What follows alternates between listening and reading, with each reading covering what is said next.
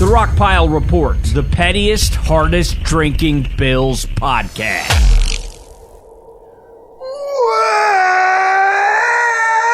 Welcome, everybody, to another edition of the Rockpile Report podcast. I'm your host, Bills season ticket holder Drew Gear. That's my producer, Chris Kruger. It's pirate radio over here this weekend, boys and girls. I shouldn't even be here. Shh, don't tell on. Polling Cars is gonna fuck you up. He'll never take me alive, all right? What was great is we were discussing you coming over here. I got held over at work this morning, so I left work at 11, in bed at noon, up at 4:30 to shovel the end of the driveway, because Jessica spent this morning snow blowing the main part of the driveway. And then, of course, you get here. There's a brand new snowbank created by a snowplow. The town loader came through like a loader. Think about what a front, like a high lift looks like. And just, you could see where they just came right down Chris's street and just created fresh snowbanks. I get it, you're clearing the street. I don't begrudge you. But also, that was the most inconvenient timing of all time. Obviously, you know, if you've listened to our previous podcast, our recap show, you know all about the snow. You know what we're dealing with. It's a pirate radio weekend here, boys and girls. And we are here, but what am I going to do? It's a thing. Where would you rather be than right here, right now? I'm here because we have business, right? Like the Bills, I think I heard being talked about by some of the members of the Bills players. They're talking about standing on business. They've got business to stand on. Well, so do I. That's why I'm here. We're talking about the 2023-2024 Divisional Round Preview. The Kansas City Chiefs against the Buffalo Bills. Got your time at 6:30 p.m. Eastern Standard. We are the latest Sunday game to try to accommodate for the day of rest we lost. The place, Ralph Wilson Stadium, Orchard Park, New York. The weather is going to be in the mid-20s with a 10% chance of precipitation and mild winds. The line is the Bills are currently -3. And the official, guess who we drew, Chris? I mean, you tweeted about it yesterday, Sean Hockley. Sean Hockley. The guy that did the Eagles game. You know, I sometimes wonder, the NFL and NFL officiating, if a bunch of idiots like me and the guys who run Football Zebras and the guys who run NFLpenalties.com, like if we can aggregate data on who is and who isn't a good ref, or how certain refs favor certain teams, and how like certain teams' track records when a certain official calls that game, if we can aggregate and kind of follow that data, why can't they? Which tells me they probably can, they just choose not to. And Ryan Lasel from Rock Sports asked me the other day, he goes, you know, he said it, he goes, I'd love to know how these officials get decided. It would be interesting. I don't think any journalist will ever be able to get a straight answer on that, do you? No. No. I think Ed Hockley's still involved in the NFL, and it's through nepotism that his fucking kid gets to call these fucking playoff games. That's what it is. I think, like, this is what I hate. In a season that's felt like there was a lot of redemption story arcs, a lot of slaying of dragons going on. You win in Miami after losing there in 2022. You win in Kansas City with your season on the line. You find a consistent running game, which was the thing that you always knew you needed, literally by crushing Dallas with it, at home in your building. This just feels like one more poetic hurdle for our football team. They have to jump over. They now have to contend with this guy who is just been... He's a boob. I mean, he's been a thorn in the Bills' side forever. Now, he not only has been a thorn in the Bills' side, but he's also been incredibly pro-Kansas City Chiefs over the course of his career. The Chiefs' record, well, what did I say? I think I saw 8-2 in the 10 games that he's officiated. The Bills are 1-3. What I hate is that in 4 games that he's officiated for the Bills, 90 yards per game he's averaging in penalties against us, And then some egregious non-calls that we just don't get. Why? Because Sean Hockley's crew is calling the game. It's like, of course that's in there. Of course you couldn't give me Alex Kemp or any of the other guys who are officiating games elsewhere this weekend. Obviously, in a year where we just seem like we're on this run, we have to get Sean Hockley. Here's a question, Chris. If the Bills win this game, can we sacrifice him to the pit? Yeah, let's do it. On the call, Nance and Romo. As usual, Nance and Romo. I think my favorite part of this is knowing that there's like somebody, there's people, this is how unplugged from internet culture I am. There's people out there who literally exist on like TikTok or whatever, Instagram, whatever thing is. They go Instagram illegal live, Chinese websites. and they will, like, literally they just exist to read like emojis. Like, they have reactions for emojis you send them, and you pay to send them one, and they have like a sound they make. And idiots are pumping money into this, but there was one that I loved where the guy was in a hot dog costume. And every time someone sent him a hot dog, he did this thing of like, "Gwah." And someone made a hilarious, go check it out, at Rockpile Report. They were like, Nansen, it's this guy like pretending that he's eating hot dogs as fast as he can. And someone was like, here's Romo getting ready to prepare for Mahomes versus Josh Allen. That makes perfect sense. It was probably one of the best tweets I've seen in 2 days. Here's a fun fact. Well, first of all, let's talk about the injury report before we really dig into the nuts and bolts of this thing. For the Bills, I mean, I don't think it could get longer than that, can it? That might be one of the longest injury reports we've had all season. I mean, if you look at the way the game happened on against the Steelers, losing Bernard, and who else did we lose? So this is Spectre. so this is an interesting talking point at the top of this show. The Bills have a lot of injuries. The Chiefs had pretty much everybody on their injury report, like, they're practicing, right? Is Mahomes on the Chiefs injury report listed as can't find another helmet? That was really funny. Don't get me wrong. That was a hilarious sequence in that game where he just jams a helmet on his head, goes out, and then like you can tell halfway through that play as he's at the line, he's like, fuck, this doesn't fit. And he just throws an errant pass, and then he's on the sideline yelling at people to find him a new helmet. That was pretty funny. So everybody who was on the Chiefs injury report was full participant, limited participant, except for Derek Nottie. Derek Nottie, their defensive tackle, tricep injury, did not participate, but that doesn't rule him out. Meanwhile, the Bills had 8 players who were listed as a DNP. Couple fulls, Josh Allen's on there for a neck injury, Hyde's on there for a neck, and then Dodson, Douglas, Johnson, like all of these players filtering in there in some limited capacity. We are very beat up right now. And that sucks. This is the worst time of the season to be dealing with these sorts of injuries. I mean, just ask the Dolphins. I do think that the health of each team is going to play a factor, and I hate the fact, right? Like, I hate the fact that the Chiefs are probably the healthiest they've been in a month. Now, they are missing one important cog, the Chiefs are, and that's running back Jerick McKinnon. McKinnon has quietly been this running back for them. Like, we all know about how good Isaiah Pacheco is. We know that Clyde Edwards-Helaire can come in and do some nice things in a limited capacity for you.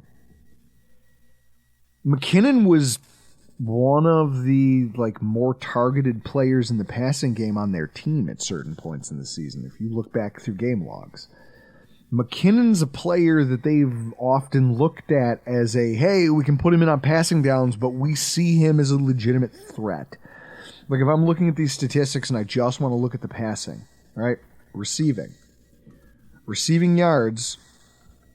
So, for receiving yards, Jerick McKinnon had 192, which you say to yourself, that's not a ton.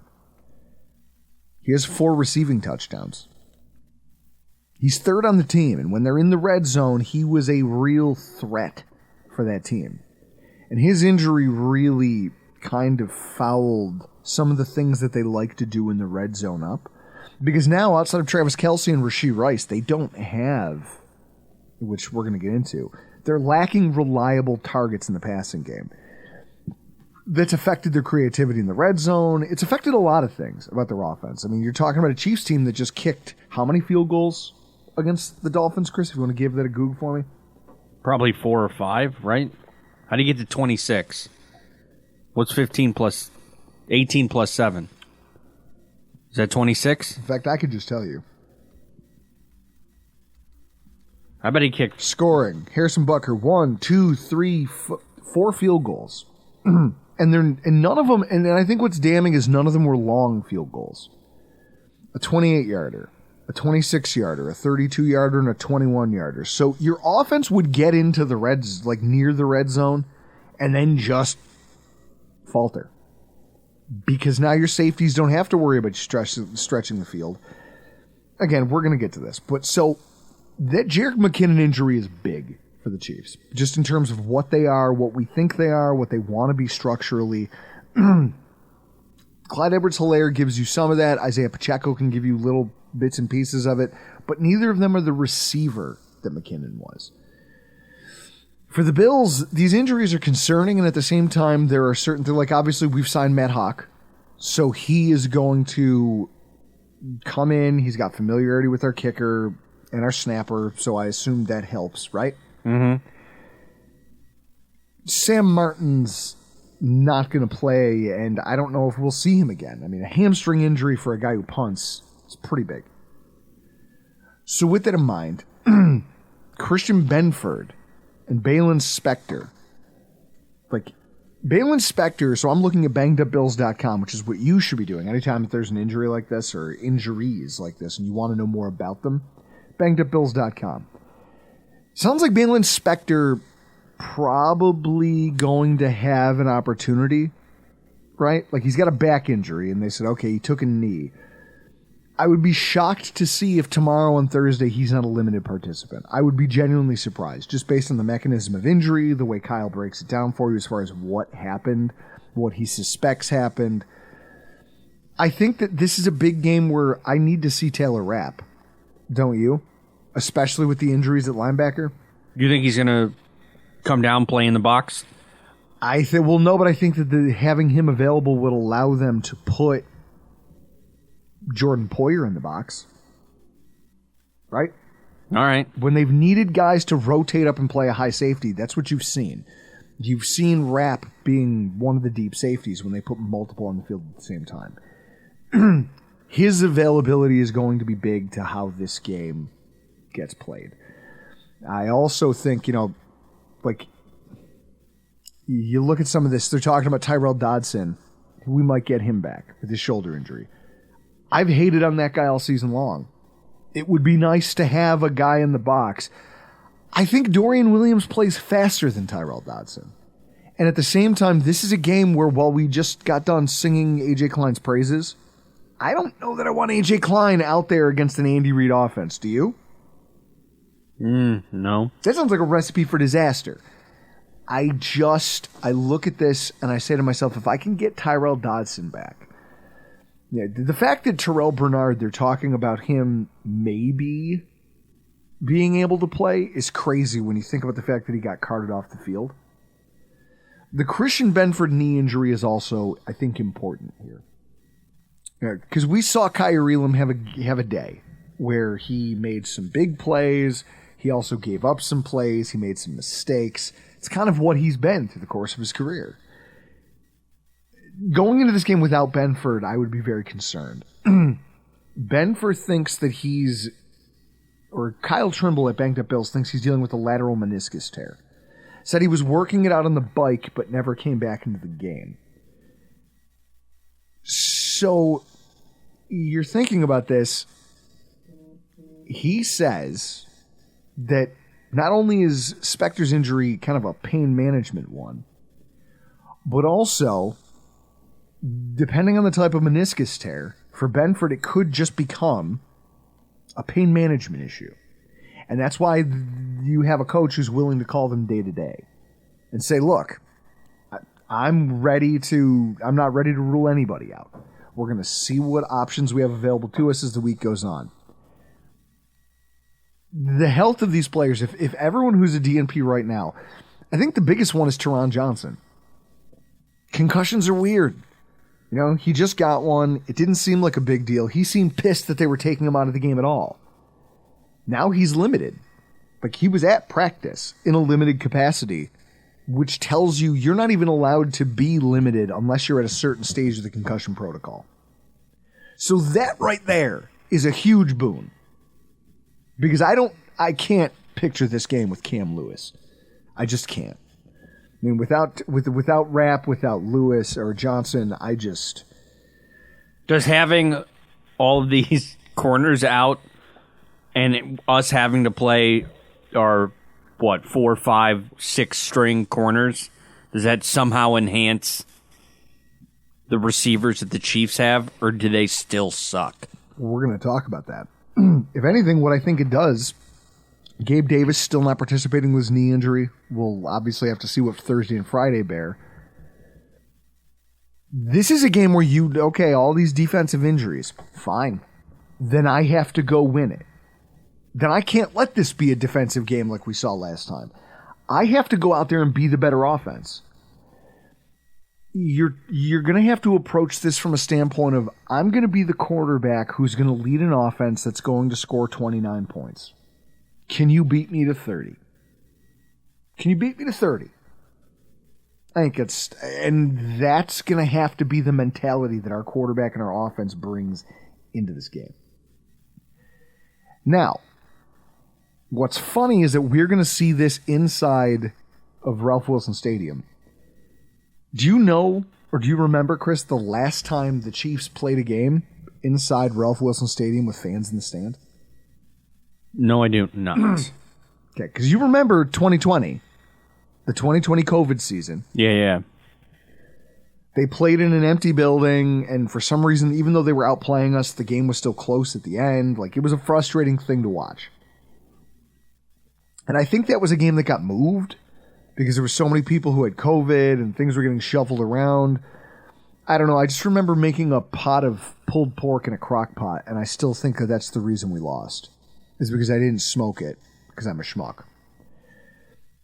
The last time Kansas City played a game inside Buffalo with fans in the stands, Kyle Orton was the Bills' quarterback. Jamal Charles was still a top running back in the NFL, and Dwayne Bowe was the Chiefs' biggest passing weapon. Dwayne Bowe. 2014. Chris, how is it that we've played? Like, it's crazy to think that all of the recency that the Bills Chiefs have, like what's cultivated Bills Chiefs as must-see TV and created this environment where this is a game that everybody who loves the game of football wants to see. How has it never been in Buffalo until now? Like, what do you know about the rotation of this? I mean, obviously they rotate and they play based on schedule. How has this not been here in Buffalo until now? Well, it breaks down every year. They're playing a different division within the conference, and every other time it switches at home. So I would say every 4 years, the Chiefs are coming here. But then also, 2 extra games on the schedule. You're playing the teams, the other 2 division winners from the previous season. So when it's, we're playing the Chiefs, that's just how the schedule breaks. Because we've won the division 4 years in a row. So is Kansas City. So that means we're always going to play them the following season. Mm-hmm. I don't know how that breaks down to road and home games, but we've always had to go to Kansas City, and it sucks.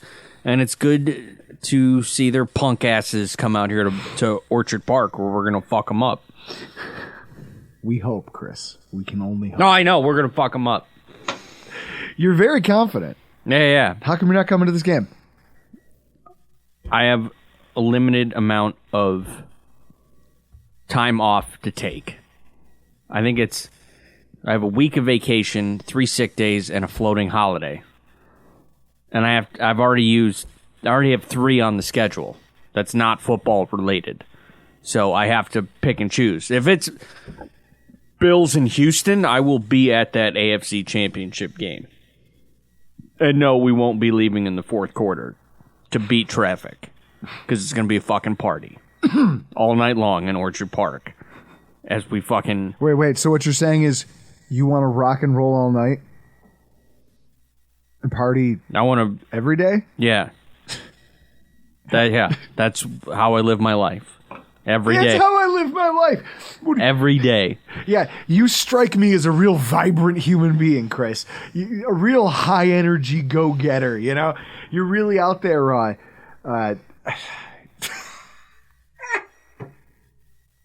love you, but I hate you at the same time. Like, it's hilarious to me. Yeah. Let's go get these dickheads. So, in terms of how we go about orchestrating that, this isn't your typical Chiefs postseason team. It's just not. They're broken on offense, and that's kind of where one of the things I want to hit on, because as I kind of go through the stats, I watched that Miami game, and I kept questioning, like, okay, when's going to be the drive? Where's the drive going to come in here where Patrick Mahomes just really puts his foot on the gas and says, hey, I'm going to take this game over right here, right now. We're going to run away with this thing, and it's not going to be close. And then we get to the third quarter, and I'm looking at this going, Miami's offense is awful. And at the same time, they're one lucky touchdown away from being like striking distance of winning the football game. What the hell are the Patriots or the Chiefs doing? What are you doing? Why isn't this working? You've got a Miami defense that's just beleaguered. They're missing most of their star power, and it doesn't seem to matter because they kept making plays, and then the second that they got into the red zone, they would just stall. They would fall apart. Bad penalty, dropped footballs. You know, that's been my favorite thing about this is Patrick Mahomes just yelling at his teammates for half of most games about their miscues and just the things that aren't going well. And in very like that Raiders game that they lost inexplicably, like that's part of the reason that they're in this position in the first place. Is they lose that game to the Raiders. Patrick Mahomes and Travis Kelce spend half the game just screaming at their teammates on the sideline. This isn't territory they're used to being in. And like, I don't understand, right? Like, they're in the divisional round of I guess that's a testament to them and their coaching and the quality of their quarterback that they're in the divisional round of the NFL playoffs despite not having the typical fully functional offensive cast around them that they're used to having. So I guess golf clap for you. Okay. Chris, think fast. How many Bills players caught more than 30 yards worth of passes during our last game? 1. 4. Ooh. How many different players caught touchdown passes from Josh Allen against the Steelers? 3? 3. Now, what if I told you that in beating the Miami Dolphins last week, Rashee Rice and Travis Kelce were the only targets on the entire roster to catch more than 1 pass or to get more than 4 targets? They each had 10. That number alone should be a little startling. Like, wait a minute. So you have 2 players on your team that got 20 targets and nobody else caught more than a single pass? That almost makes you think there might be a problem, right? Yeah. Your whole your whole passing game is funneled to 2 players? That's odd. Outside of Rice and Kelce, nobody caught more than a single pass that resulted in a first down. Again, 9 passes to Rice and Kelce for first downs. Nobody else on the roster had more than one. Those two players, Rashee Rice and Travis Kelce, combined for 201 of Mahomes' 262 receiving yards. The rest of the roster produced nothing of value, despite how beat up the Miami defense was entering that game. Despite all of those injuries, the decimation of the Miami pass rushers, the cornerbacks being limited, an injured Duke Riley trying to gut the game out because they didn't have any linebackers to throw in there, Mahomes managed just one touchdown pass. And a hole in his helmet.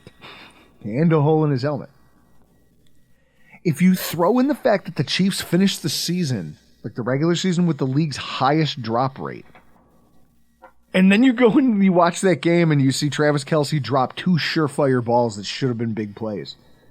And then you also see Mecole Hardman just kind of running half speed through the secondary, being overthrown, underthrown. Mahomes is yelling and gesticulating at him because he's like, why didn't you fight for that?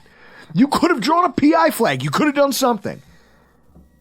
They're getting nothing from these wide receivers. And in fact, if you're Kadarius Toney, targeting Kadarius Toney has actually resulted in just as many negative plays for the offense as positive, which is crazy.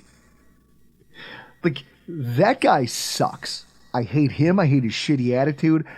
I hate the way he treated the Giants and Giants fans on his way out of town. And so I think it's fitting that he's not only been injured, but he's also been a laughingstock this year. Like, the Chiefs just don't, like, something's broken here, and the question becomes why. They've had time on task together. They've got a great coordinator. They've got a genius at quarterback, a savant. So what's the problem? Well, first of all, the Kansas City wide receivers don't get a lot of natural separation.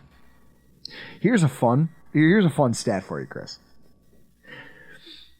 Rashee Rice and Travis Kelce are in the NFL's top 15 for average separation over the course of the regular season. The next closest Chiefs player falls outside of the top 90. The top 90 for average separation. That's Justin Watson. He was an individual who caught, I think, a pass, and I think he was second on the team or third on the team in touchdown passes for the year. He's out there with Jared McKinnon. Just that idea that, like, well, they have a guy that they can throw to sometimes in Justin Watson. And then everybody else on the Chiefs, in the Chiefs pass catching group, is below him somehow. And what's embarrassing about that is that Watson averaged 6 yards of cushion from opposing defenders, but averaged just 2.5 yards of separation, which tells you he actually loses yardage after the snap more than he wins extra leverage in space when you try to target it on a given play. These are all players who can be schemed open because they have a great coach. And because, like Andy Reid, I'm never going to knock that guy. He understands how to call a game and how to scheme an offense and how to game plan for an opponent. If he can't make this work with this group of wide receivers, who can? Clearly not Patrick Mahomes on a consistent basis. I mean, if anything, this sounds a lot like the wide receiver core that the Bills had back when Ryan Fitzpatrick was our quarterback. David Nelson, Donald Jones, Scott Chandler was our most effective receiver. He had that excellent dance, the shovel. The Chiefs obviously are not that bad, right? They're not drought-era Bills bad. But it's a similar dynamic. When you look around and go, oh, wait a minute, there's not a single wide receiver outside of these two guys with any natural speed, with any high-end route running, with any size advantages that they can use to make catches because they can't separate with their route running. It's just a problem, and it's not something that you can fix at this point in an NFL season. Now, the Chiefs have tried to make up for that by using more tight ends. Noah Gray is a name you guys should get to know. He's bigger, he's taller, but he's still got a little fast. You know, he's not quite a blocking tight end. He's not big enough for that, but he's a wide. It's almost like a Mike Gesicki type of thing he's got going on, where they trust him to run some routes, They don't trust him to be a pure blocker, either for the run or the pass. And the way I know that is something we're about to talk about. But either way, they don't have a true speed threat outside of Rice. And his play is solid, but inconsistent, but solid. They're so desperate that the Jets couldn't find a way to use Mecole Hardman, and the Chiefs brought him back. That should tell you. Everyone's like, oh, look, the Chiefs, they're just genius move. They've got another guy who knows the system. No, what that is a sign of desperation. They said, listen, this worked one time. Can we get the band back together and maybe make hay with this? You look at that game against Miami over the weekend. Mecole Hardman, 3 targets for 3 yards on 1 catch. He looks like he's lost a step. He's not the receiver that they let go to free agency.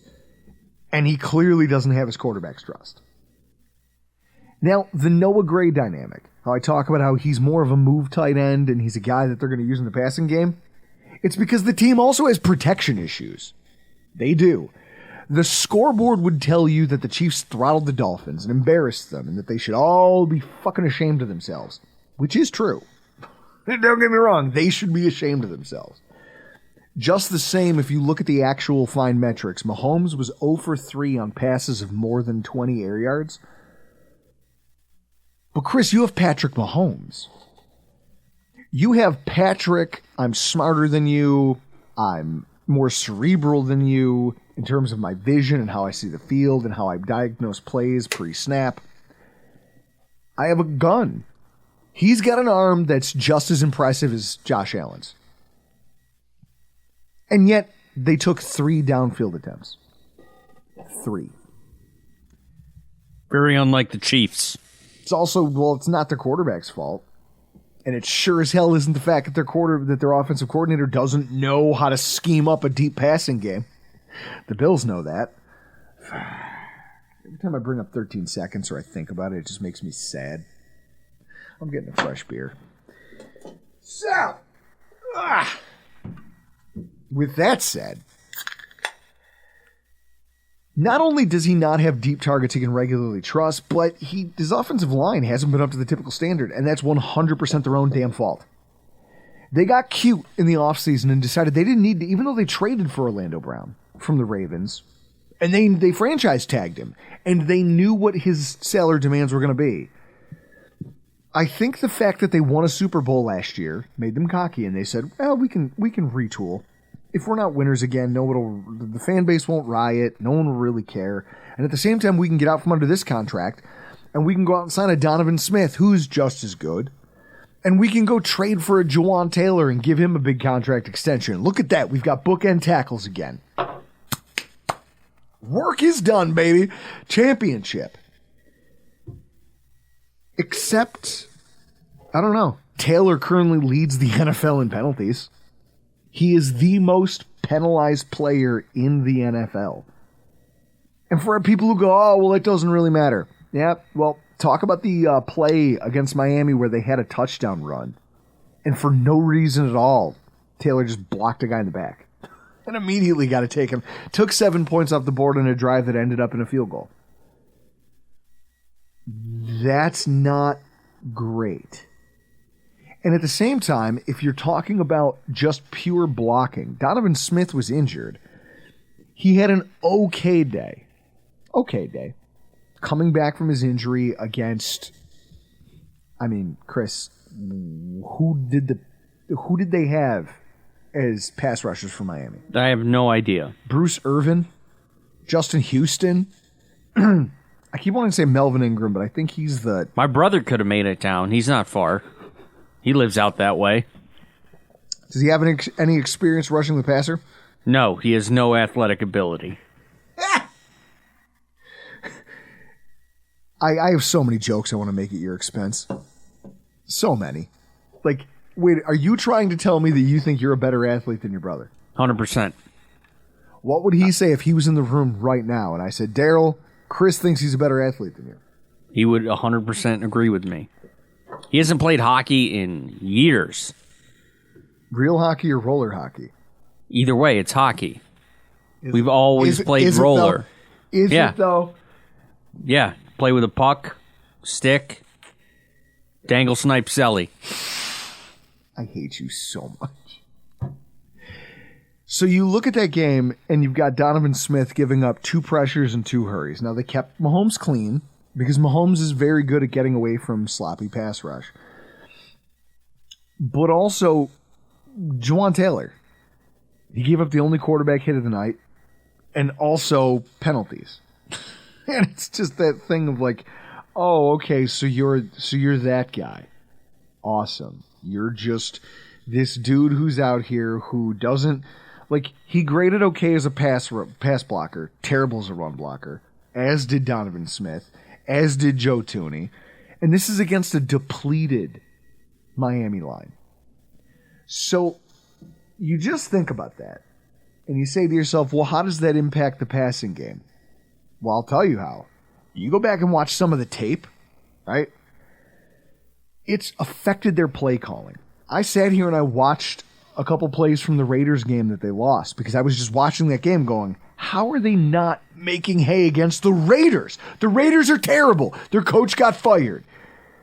One of the things you see is that they don't trust their tackles all the time in one-on-one situations anymore, especially if they're going up against good pass rushers, which the Bills have some. I think the Bills have that thing where we don't have a Max Crosby, but what we have is a bunch of guys who I think, Chris, if you want to go to, as I'm talking about this, Pro Football Reference and just bring up defensive statistics, I just want to see how many sacks we have spread across the roster. We have a litany of pass rushers with different styles, different approaches, different tracks that they'll take to get to the quarterback. And so with that in mind, the one thing you've seen is it's never Noah Gray coming in to block or chip or give some help. It's almost always Travis Kelce. Like, they're running 11 personnel, sometimes 12, but they're stuck leaving Kelce and Gray in. And a lot of times it's Kelce, because I think Mahomes trusts Kelce more than he does anybody else on the roster. So the reality is that you watch all of these patterns developing where you've got a team that's playing quarters coverage and they drop their defenders back and say, hey, we're going to sort of give you the middle, but that's because we see that you have Travis Kelce lined up in line. And we think our linebacker can get over there and cover that a little bit, and we can drop a safety fast enough to take away his area of reception. And every single time what you're seeing is them have to kind of bring him into chip, and then he's slow getting out into a pattern, and then by that point, Mahomes is already either under duress or just sees the play going nowhere and aborts or takes a check down. There's a lot of things that we're used to seeing that are really dynamic from the Chiefs offense that they're not able to run, like trademark motion and spacing and all these things that they've beaten people to death with. And a lot of that is gone and evaporated over the course of the last month of football. And it's because Mahomes doesn't fully trust that offensive line. Now imagine that line coming in here with that cast of wide receivers I just talked about in hostile territory, where maybe you're now forced to use a silent count. And you have to trust that your communication and just everything pre-snap and hand signals and that everybody's going to be where they need to be. How confident, if you were Patrick Mahomes, would you be in that materializing on the road in hostile territory the first time you as a quarterback have ever had to do it? I don't know. Mahomes is pretty fucking good. He's good. But I would think you specifically, because you'll be there, will be able to make enough noise to irritate him because he is a curly-headed fuck. I have yelled that quite a bit. In fact, I made Mark Smith's dad laugh really hard during the, do you remember the power outage Sunday Night Football game where you had to leave early? No. You came to Mark's house and then left at halftime when you saw that it was going to be extended to like 11 o'clock. The Chiefs. Bills Chiefs in Kansas Yeah, I think City. so. I think I remember that. Yeah. I think I came late because somehow I shattered my key fob for my car. I remember you saying that. You're like, I broke my key. And I just started laughing because I was hoping it was like broken off in your door. Like, that would be the funniest thing I've ever heard. No, what? Who has a key that sticks into a keyhole now? So Chris just pulled this up, guys. This is what makes the Bills' defensive line difficult to try to take on. You got Ed Oliver with 9.5 sacks, Leonard Floyd with 10.5, AJ Epinesa with 6.5, Greg Rousseau with 5. Then you go down to the D tackles. Okay, so what do we have here? We've got Dodson, who's got 2.5, Phillips with 2.5, Daquan Jones with 2.5. And then a bunch of guys who have a single one. So Linval Joseph, Shaq Lawson, Tim Settle, these ancillary players. Rasul Douglas has a sack because sometimes they'll blitz from the secondary. The Bills, when you look at that pressure, like in what we were able to create, we actually do very well in that regard. The Chiefs do it better, right? The pressure percentage, the sack numbers, they're slightly better in sacks. I think they've got about 31 more pressures over the course of the season than the Bills do. We play a lot alike. Our defensive lines are multifaceted. There's not one guy that you pay attention to because they've got a George Karlaftis. They've got a Charles Omenihu, who has been a great free agency pickup for them. They've got, obviously, a Chris Jones, who I think him and Josh Allen have this weird love-hate relationship. Because if you watch the NFL 100, where they talk about players voting on their, fellow players for the top 100 in the league, Chris Jones always has something nice to say about Josh Allen. Or he'll just be like, man, that dude's intense. He'll trash talk you, and then he'll juke you, and he'll do this. It's like you can tell he respects Allen because he's a guy who's had a lot of success as a pass rusher on the defensive line. And Allen's just a guy who gets as good as he gives. Gives as good as he gets from the Kansas City Chiefs every time they play. I think that this offense for the Chiefs is going to have to contend with a lot of adversity in this game. And that's probably where this thing gets won and lost. But we can't forget about their defense. Chris, I mean, their defense. Like, if you want to go back and now do this, you're on Pro Football Talk, or Pro Football Reference. Flip over to the Chiefs for me. Just scroll up. It's going to be right there at the top. You click that link. I'll get it. Yeah, you get that up. So this is a defense that has been very, very good this year. I think we've gotten used to seeing a Chiefs team that's kind of powered by its offense, and its defense has always been mediocre but good enough to get the job done. And a lot of that's to Steve Spagnuolo's credit. Well, this year, I think knowing that they went cheap at wide receiver, because you figure they've got Kadarius Toney, who's really not making much. They've got Sky Moore on a rookie contract. They've got Rashee Rice on a rookie contract. They've got Justin Watson, who's not getting paid anything. They have a very cheap wide receiver group and a very cheap tight end room if you take Travis Kelce out of the equation. So with that in mind, what's been the backbone of this team? Why are they in the divisional round? It's because their defense has actually been carrying them through a lot of these football games. You take a look, so I think he's now a second-year player, George Karlaftis. He's got 10.5 sacks. Chris Jones has 10.5 sacks. Charles Omenihu has 7 sacks. Mike Dana has 6.5 sacks. Drew Tranquil, the linebacker, has 4.5 sacks. They've got guys who pressure all the way down their roster. They come from everywhere. They've got cornerbacks. They've got Trent McDuffie with 3. He's your starting cornerback. He is your best outside cornerback, except, L'Jarius Sneed, but he plays inside. He shadows your best receiver, so he does a lot of different things for you. Your best or second best cornerback on the outside somehow has 3 sacks. That tells you how creative that Spagnuolo's gotten with his blitz and his pressure packages, and it's a reason that they outpace the Bills in terms of pressure. They're second in the NFL next to the Detroit Lions.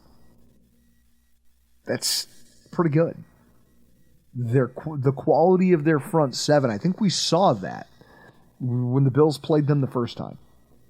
You go back to that first matchup and you watch that. James Cook had a good day passing.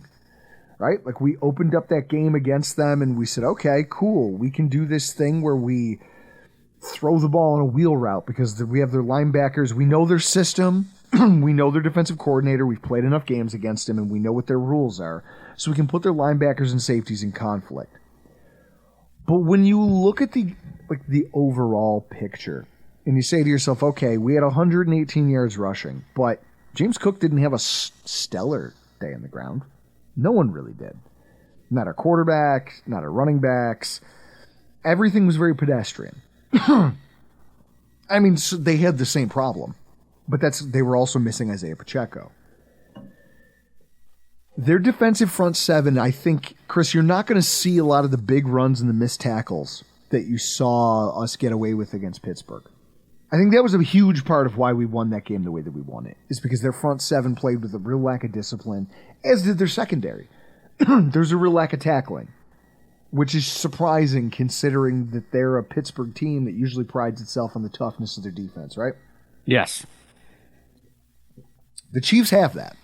And so for everything that their offense isn't, their defense is, and they've got it in spades, right? Their coverage grades in the back end. They don't give up a ton. They don't have a lot of problems. One of the best, a wrinkle in this that I think was funny when we were talking about the offense, and I probably should have brought it up then, but like, Chris, the Taylor Swift drama.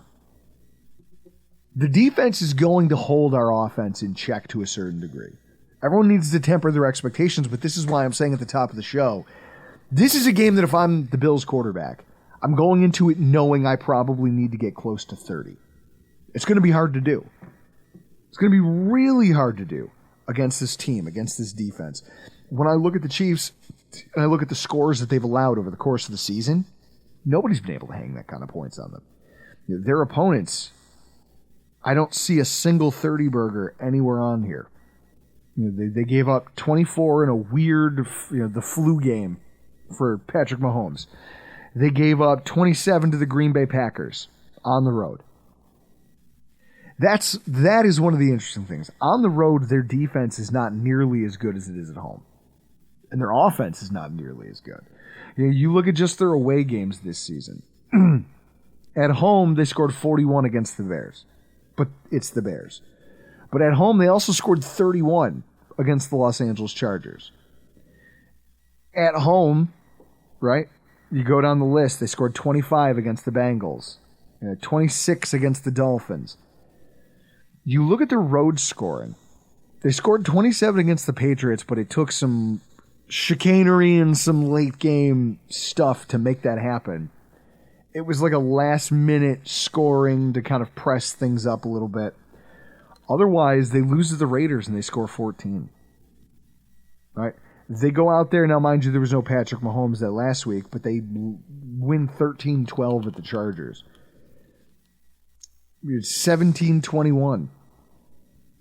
I just see a lot of them going on the road, and their offense isn't nearly as imposing as you would expect it to be. They scored 17 points against the Jaguars when their whole roster was healthy, when they had everybody that they needed at their disposal.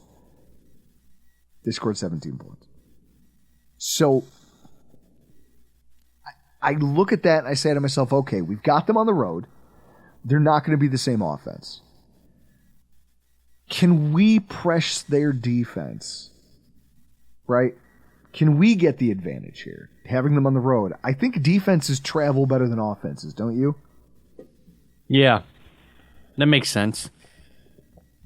I anticipate that this is going to be a game you're going to have to do something no one's been able to do all season. If you're going to beat them, you're going to have to try to find a way to score 27 to 30 points. And like your defense is going to give up plays because you're just undermanned at this point. And if you're Sean McDermott, I hear the people who go, this is it. You got to have everybody out there. You got to rush guys like Gabe Davis back to the field. You have to rush a guy because we know their defense is going to be imposing. We know Trent McDuffie is going to play very tough physical football against our team.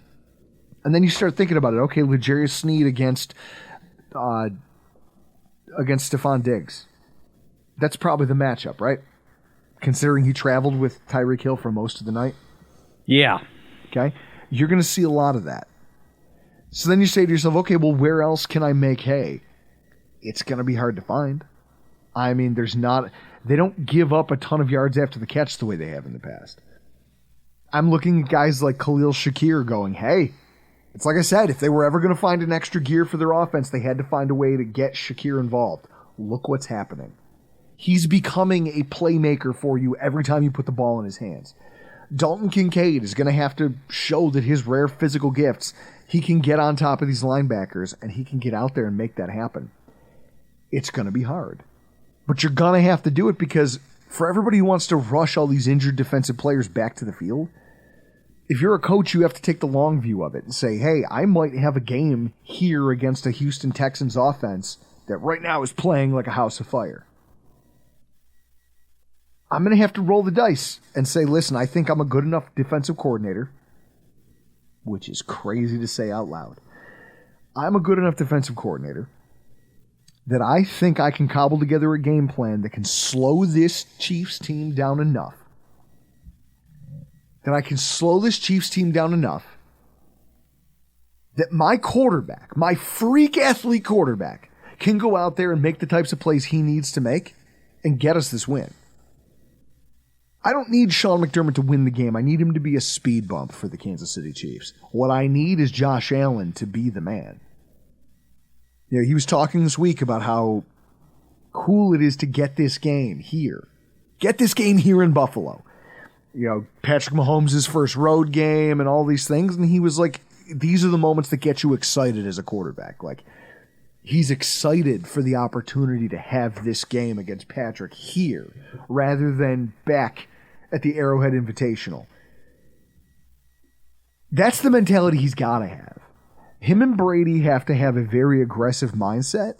And even if and when things go wrong, when he throws an errant pass and it gets picked off, when a ball gets tipped at the line of scrimmage and the linebacker, you know, Tranquil comes up with it or Willie Gay comes away with a pick, stay the course. Sling it. What did Miami teach you? You're better. You can overcome almost anything.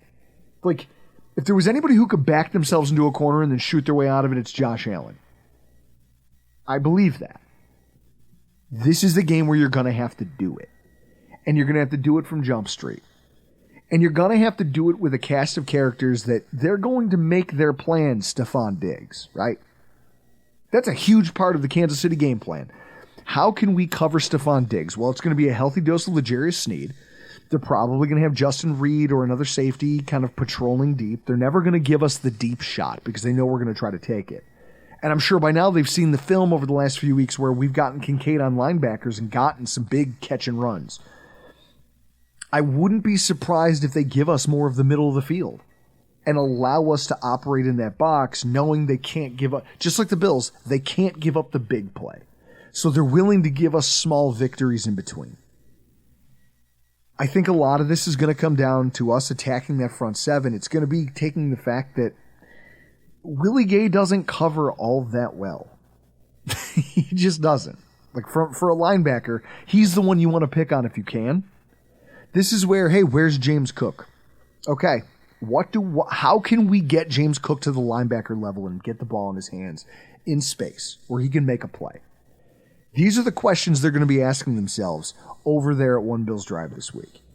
How can we use and win this game with James Cook, Khalil Shakir, Dalton Kincaid? Dawson Knox, red zone weapon. As long as he doesn't drop the ball. Don't you... He didn't drop the one we threw to him this time. It was nice. Nice touchdown against Pittsburgh. I think that you kind of have to attack these guys with your ancillary players, but I've never felt more confident in the secondary cast of characters of a Bills team as I do right now. Am I crazy for thinking that? Not at all. I mean, this game on Sunday for Josh Allen, dude, what do you want your legacy to be? You have the ability. He's what, 27? 26, 27? I think he's 27 years old. You got a solid 8 to 10 years left in the league. What do you want your legacy to be? He did talk about that this week. He talked about the fact that this is a legacy-changing game. Because he was talking about the idea that Patrick and those guys, like, they've been to Super Bowls. They've won Super Bowls. And I'm trying to get there. And in order to get there, I got to go through them. And now I get a chance to do it in my building. I get a chance to do it in front of my fans. I get that energy. I get the crowd on my side. I get all of these things. And hearing that's the thing that gets me fired up about this. It's not the fact that he's excited. It's not because any quarterback, like you don't play in the NFL if you don't get up for games. If this is what drives you. It's the reason that you punish yourself physically and mentally all year long, trying to stay in shape, trying to get in, cramming in the film time, and trying to figure out how to coordinate everything because you love to be in these moments and you love to win these games.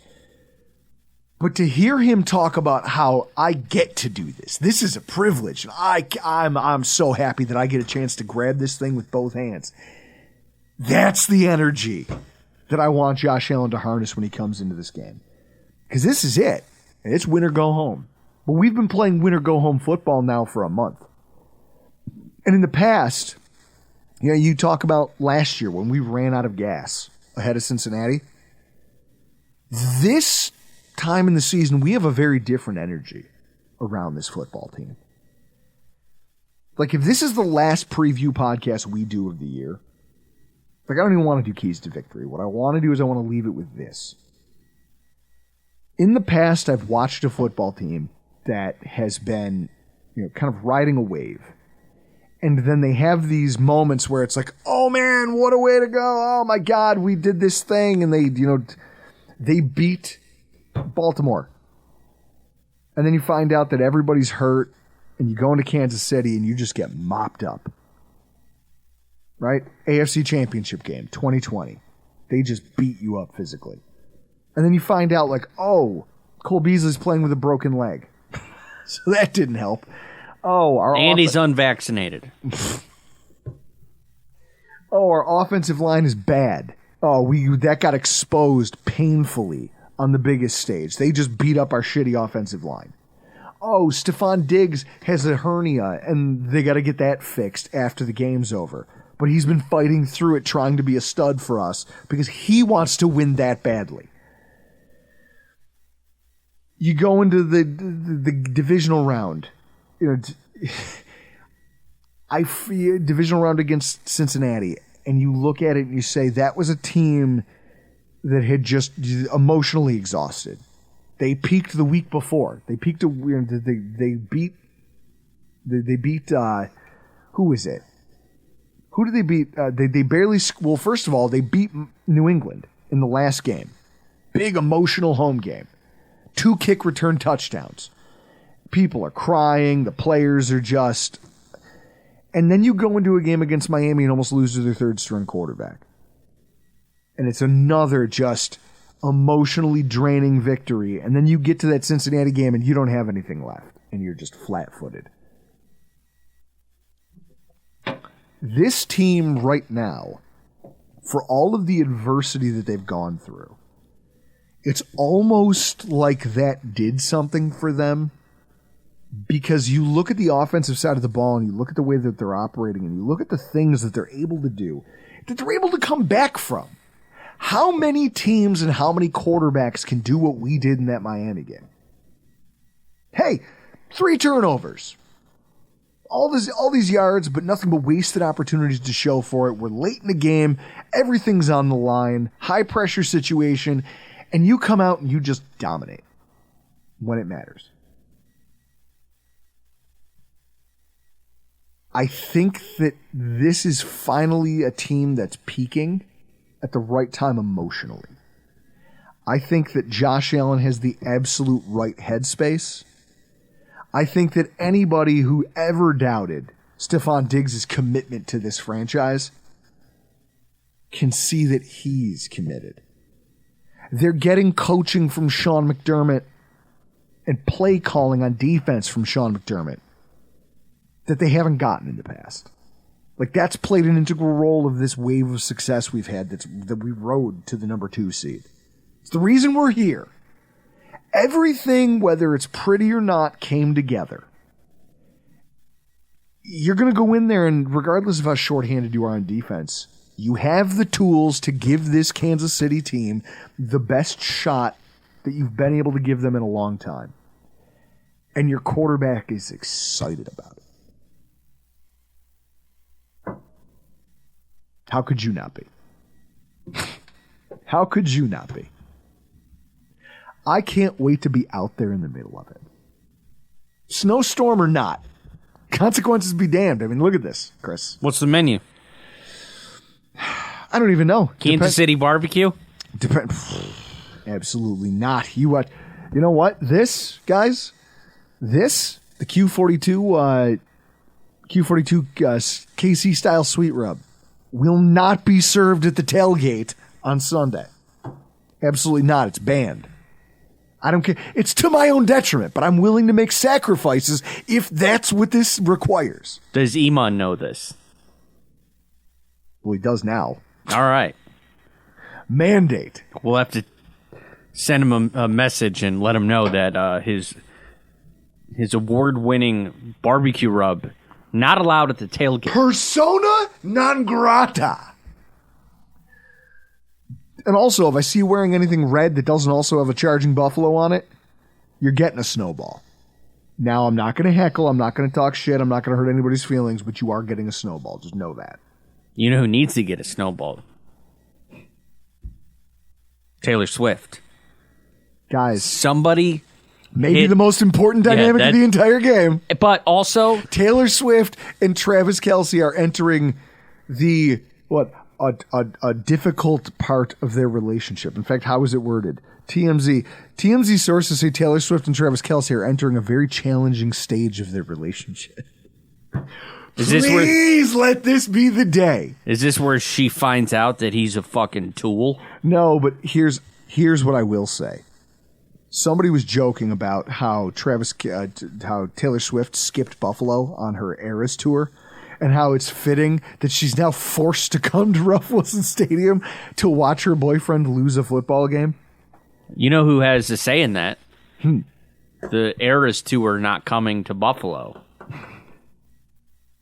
Terry Pagula can pull some strings here. Now I'm expecting to watch that game. I'm going to be able to watch most of the second half is when I get home from work.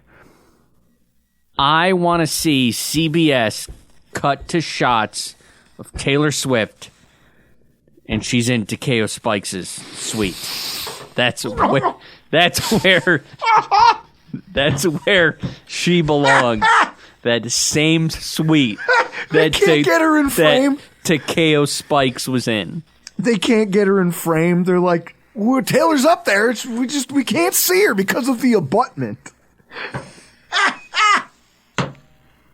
Yes, that would be highly fitting. And I think nothing would be funnier than would they announce their breakup after the Chiefs lose this football game. Give me an emotionally turbulent Travis Kelce for this game. Please do that. Guys, there's so much at stake. And yet, I don't know. I just feel like if there was ever a group who was going to take a shot at it, I like my chances with this one. So I'm going to be out there. I'm going to be loud. I'm going to be proud. I urge everybody out there to join me if you can. Tailgate, 4180, Abbott Road. Meet up with us ahead of time. This might be the last hurrah, Chris. Hopefully it's not. Right? Hopefully this is just a precursor to an even bigger game to come. Whatever happens... I mean, what a season, man. And what a fitting end, right? Like, if you're going to do this, it's the Chiefs. It's the Chiefs, and it's at home. And to your point, what do you want your legacy to be? As a coach, hey, Sean, what do you want your legacy to be? That you could never get over the Andy Reid hump? Josh Allen, what do you want this to be? Do you want this to be that you were always second fiddle? You were always second best. I don't know. I just feel like this one lines up a lot better than some of the other ones we've had in the past. I can't wait to go out there and watch this team give it everything that they have.